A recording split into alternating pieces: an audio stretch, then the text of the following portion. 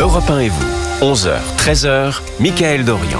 Merci d'écouter Europe 1, il est 11h52 et pour aborder le sujet de la Grande-Bretagne en proie au trouble depuis le meurtre de 2 petites filles la semaine dernière, nous sommes en ligne, Mickaël Dorian, avec Sarah Menaille, correspondante d'Europe 1 au Royaume-Uni. Bonjour Sarah. Bonjour Mickaël. Alors, nouvelle journée de tension hier au Royaume-Uni où de nouvelles manifestations anti-immigration ont eu lieu dans une dizaine de villes britanniques. Des rassemblements violents se déroulent depuis mardi après une attaque au couteau survenue dans le nord-ouest de l'Angleterre. Le Premier ministre britannique Keir Starmer, lui, accuse l'extrême droite d'être à l'origine de ces débordements. Alors, pour y voir un peu plus clair, Sarah, est-ce qu'on peut revenir un peu sur les faits et est-ce qu'on peut faire un premier bilan de ces 6 jours d'émeutes et de tensions ? Bien sûr, alors l'attaque au couteau à Southport que vous avez évoquée lundi dernier, elle a eu lieu dans une école de danse. Elle a provoqué la mort de 3 petites filles de 5 à 9 ans.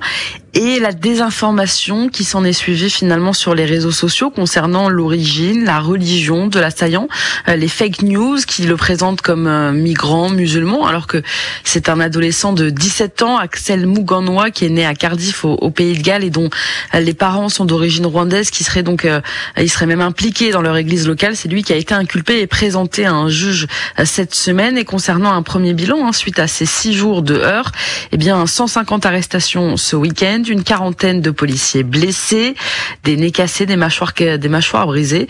Ils ont reçu des projectiles, notamment ces policiers, et de nombreuses dégradations aussi dans une dizaine de villes, vous l'avez dit, notamment dans le nord de l'Angleterre. Des villes parfois plutôt défavorisées, Hull, Stoke, Leeds, même Liverpool. Qu'est-ce qui a déclenché ces manifestations, Sarah ?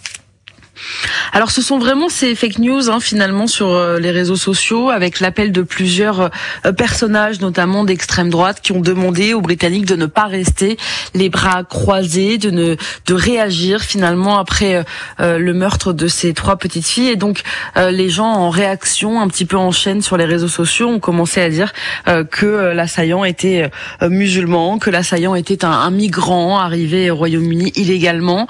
Et donc tout ça c'est un petit peu emballé à coups de fake news dont certains évidemment ont profité, dont l'extrême droite qui a tiré son épingle du jeu là-dedans en trouvant évidemment les bons outils pour détourner un petit peu l'attention et faire croire qu'Axel Muganwa, qui est responsable de cette attaque, est un terroriste islamiste que ne considère pas la police pour l'instant. Est-ce qu'on connaît le profil des manifestants ?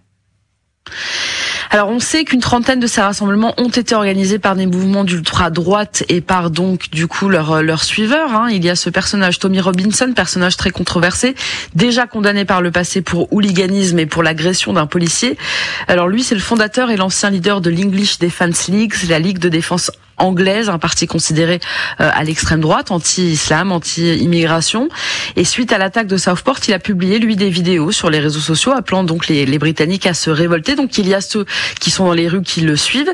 Il y a aussi des gens, des mères de famille notamment, qui sont convaincus après avoir lu ça sur les réseaux sociaux que l'attaque de Southport est un attentat terroriste islamique. Et puis, comme dans tout rassemblement violent, il y a un peu les opportunistes, ceux qui sont là pour casser, pour voler dans les magasins, parfois de très jeunes gens, des mineurs. Et ce n'est pas tant finalement le nombre de ces manifestants qui impressionne, c'est plutôt l'ultra-violence.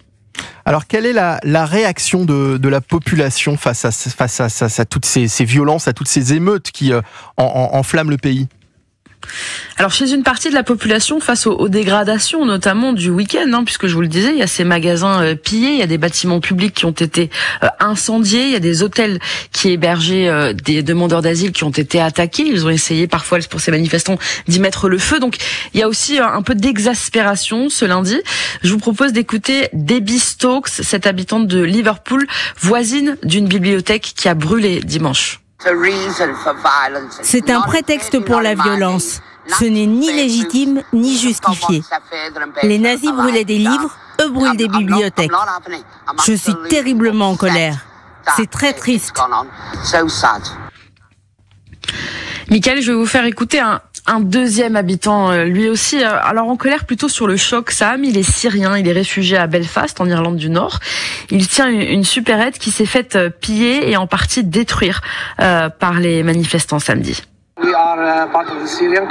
Nous sommes syriens, nous sommes arrivés il y a 5-6 ans en Irlande du Nord.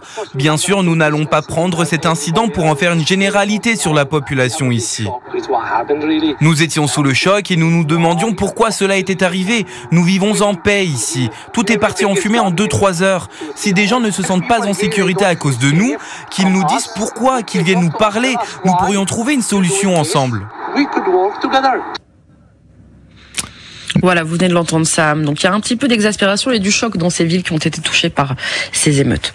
Merci beaucoup Sarah. Alors je voudrais qu'on écoute la réaction à présent de Pierre Martinet, qui est un expert en renseignement, en ancien de la DGSE, qui nous donnait son analyse ce matin sur cette situation. On l'écoute. C'est le communautarisme en Angleterre qui nous a amené à la situation que nous avons aujourd'hui, parce que petit à petit, il y a une certaine partie de l'islam qui a voulu prendre le pas sur les autres, avec des revendications religieuses au quotidien. Cette société multiculturelle était face à face. Vous savez, la fameuse phrase de Gérard Collomb, mais on la retrouve là-bas, hein. C'est vraiment des quartiers entiers où les gens vivent comme au Pakistan, et toute personne qui passerait dans ces quartiers avec un peu de musique, dans des tenues, surtout les femmes, etc., ont des remontrances. Ils le disent même, l'islam est prioritaire en Angleterre. Ça amène la situation qu'on retrouve aujourd'hui. Mais je pense que la cause principale aussi, c'est la façon dont les gouvernements du Royaume-Uni gèrent ces crises. Il faut savoir que en Angleterre, depuis 10 ans, les attaques au couteau ont augmenté de 70%. C'est énorme. 50 000 attaques au couteau, je crois, en un an. C'est très, très inquiétant. Une partie des Anglais n'en peuvent plus. Voilà pour l'analyse donc de Pierre Martinet. Est-ce qu'on peut écouter également, est-ce qu'on l'a en régie, le son du Premier ministre britannique Keir Starmer, qui s'exprimait justement sur le sujet, qui lui accuse directement l'extrême droite d'être à l'origine de ces débordements. On l'écoute. Soyez-en sûrs, ceux qui ont participé à ces violences seront confrontés à la pleine force de la loi. La police procédera à des arrestations. Des personnes seront placées en garde à vue. Des poursuites seront engagées et des condamnations seront prononcées. Je vous garantis que vous regretterez d'avoir participé à ces désordres, que ce soit directement ou par l'intermédiaire de ceux qui attisent cette action en ligne, puis s'enfuient eux-mêmes. Ce n'est pas une manifestation, c'est de la délinquance organisée et violente. Et cela n'a pas sa place dans nos rues ou en ligne. Voilà pour la situation donc en Grande-Bretagne. On va remercier notre correspondante à Londres qui était avec nous, Sarah Menaille.